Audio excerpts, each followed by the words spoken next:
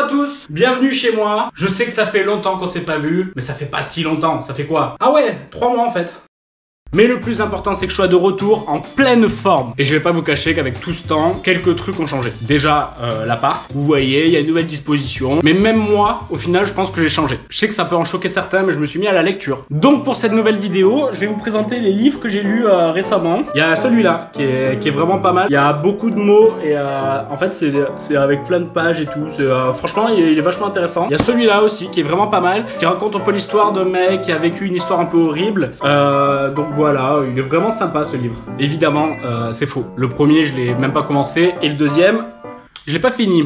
Vous voyez, j'ai pas changé. Toujours mal coiffé, toujours pas de barbe. Et toujours un humour de merde, comme on peut le voir. Mais au programme de cette vidéo, on s'éloigne pas trop de la littérature, parce que j'aime beaucoup les expressions françaises. Du coup, j'ai décidé d'aller sur un site qui les répertorie toutes. Et j'en ai sélectionné quelques-unes pour savoir qu'est-ce que ça veut dire tout simplement en fait. On commence donc avec le premier. Ouais, bon, jusque là, c'est assez logique. Au final, je me rends compte. J'ai dit, il y a des trucs qui n'ont pas forcément changé hein, depuis le temps. La première expression que j'ai sélectionnée, c'est tomber dans les pommes.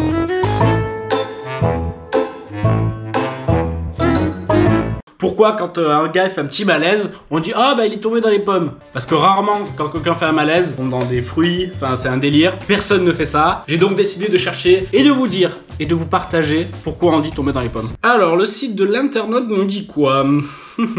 Donc signification s'évanouir, jusque là on arrive à suivre. Cette expression attestée en 1889 n'a pas d'origine très sûre. Comment tu peux dire une année aussi précise que 1889 et à côté dire mais on n'est pas sûr? La première proviendrait du mot pâmer, qui se serait transformé en paumé, puis pomme. D'autres tendent à favoriser la thèse selon laquelle l'expression serait tirée des lettres à Madame Monsieur Dupin de George Sand, dans laquelle l'auteur utiliserait l'expression être dans les pommes cuites pour désigner un état de grosse fatigue. Comme quoi on a gardé l'expression cuite pour un état de grosse fatigue. Si quelqu'un a compris, n'hésitez pas à me le dire. Parce que là je suis pas beaucoup plus avancé sur l'expression au final. Mais c'est pas grave, on va passer à la suite. On s'arrête pas au premier, ok? On s'arrête pas au premier obstacle. En plus les autres que j'ai sélectionnées, elles sont beaucoup plus intéressantes je pense. En parlant d'intéressant, j'ai choisi l'expression enculer des mouches.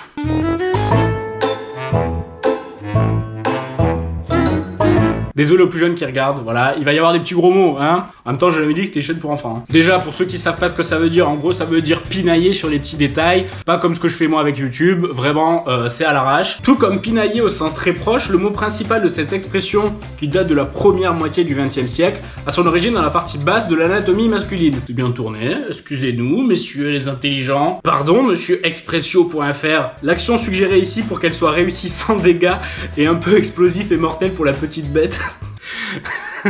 Nécessite incontestablement une finesse d'exécution, une précision diabolique que seul un enculeur de mouches, à moins qu'il ne soit que très faiblement pourvu par la nature, comme le serait Rocco, un demi-Freddy.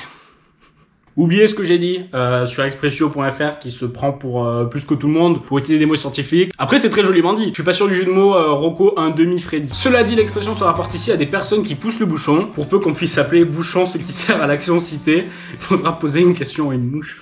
Mais moi je peux pas continuer là les gars. Pour le coup on peut pas dire que c'est mal dit. Là il y a pas de gros mots, c'est adapté à tout public. Mais pour le public qui comprend c'est peut-être un peu limite. Pour résumer l'origine de cette expression, en fait on s'en doutait dès le début. Et la seule chose qu'il faut pour enculer des mouches, c'est de la persévérance et une petite bite. La prochaine expression, tout de suite, on passe à autre chose, on parle plus des mouches. Voyons qu'est-ce que j'ai sélectionné. Prendre son pied.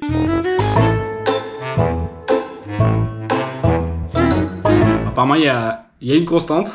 C'est vrai que je me posais la question, parce que quand on prend son pied, littéralement, c'est pas possible. Enfin, moi, je sais pas le faire. On l'a déjà vu dans une autre vidéo. Donc hop, petit saut de biche. Et ouais, la chaîne de Lucas, c'est des jeux de mots, c'est de l'humour, mais c'est aussi de la gym. Et de la souplesse. J'arrive pas à toucher mes pieds. Mais du coup, d'où ça peut bien vouloir venir quand on prend le pied. En tout cas, je serai pas acteur. Hein. Une autre constante que je vois sur les articles qui parlent des expressions, c'est que c'est des sites assez sérieux entre guillemets. Dès que ça parle un peu sexe, ils se lâchent, ils font des jeux de mots. 20minutes.fr, donc un site d'info. D'où vient l'expression prendre son pied, histoire, les versions divergent.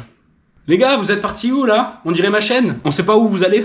Non, prendre son pied, c'est l'unité de mesure dont il s'agit. J'ai très peur que ça parle de taille là, du coup, je vais être vexé. Hein. Faut arrêter les blagues comme ça marche pas. Et non du membre inférieur qui nous sert à marcher, selon plusieurs sources bien informées, dont Wikipédia. Encore des blagues là, 20 minutes, vraiment, on est sur ça? Il faut remonter à l'époque des corsaires au 19e siècle pour en retrouver la signification. Pour se répartir l'or, ces derniers divisés en petits tas équitables d'une taille d'un pied, donc environ 33 cm de tête, c'est marqué sur le site. Les pirates prenaient ce pied pour s'offrir la compagnie de prostituées. Le lien avec la dimension sexuelle de l'expression est fait. Donc là, on est en train de me dire que les pirates partageaient un pied et ils prenaient ce pied pour aller voir des prostituées. Je vais peut-être regarder Pirates des Caraïbes différemment. Pour finir, on va parler animaux. Et promis, ça va pas être les mouches, ça va pas dans un délire comme ça. Je pense que tout le monde connaît cette expression, c'est copain comme cochon.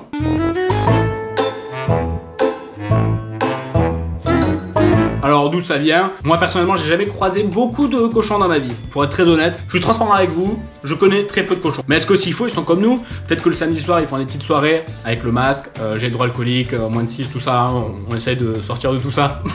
Mais s'il faut ils se font des petits brunchs, s'il faut ils se font des petits délires entre eux, ils font peut-être du karting, on sait pas, tu vois. Moi je connais pas la vie des cochons. Pourquoi on dit copain comme cochon? Ben on retourne sur expressio.fr qui nous dit que déjà l'expression ne vient même pas de l'animal cochon. Donc toute mon explication juste avant n'a plus aucun sens. Le cochon ici est une déformation du mot sauçon, lui-même modifié en cochon qui voulait dire camarade associé. Ça c'est logique jusque là. À l'origine, au XVIe siècle, on disait camarade comme cochon avant que les camarades ne soient remplacés par amis, puis par copains à partir du 19e siècle. Le résumé de cette expression, on sait juste pas parler et donc on a transformé un mot qui avait rien à voir en cochon qui n'a rien à voir avec les copains. Pour moi, le vrai lien entre cochon et amitié, c'est vraiment le saucisson. Ça rassemble les peuples. Je crois même qu'il y a des guerres qui ont commencé à cause de saucisson. Hein. Et vas-y, tu veux pas partager, tu veux pas couper, bim, guerre au Moyen-Orient. Non, mauvais exemple. Non, très mauvais exemple. On va clôturer cette vidéo ici, je pense qu'on a assez dit de conneries.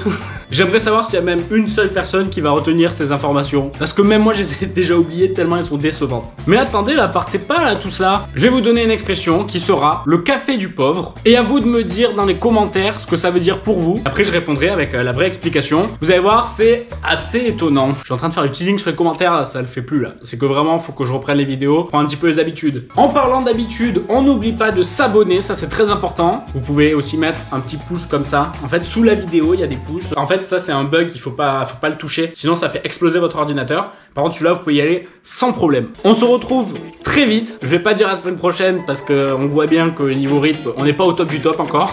Et vous le savez, à chaque fin de vidéo, je vous offre quelque chose. Et aujourd'hui, je vais pas vous offrir quelque chose de physique, je vais vous offrir du savoir. Quand on dit autant pour moi, eh ben ça s'écrit comme ça. Merci à tous d'avoir regardé cette vidéo. Je sais plus ce que je dis à la fin. Ciao.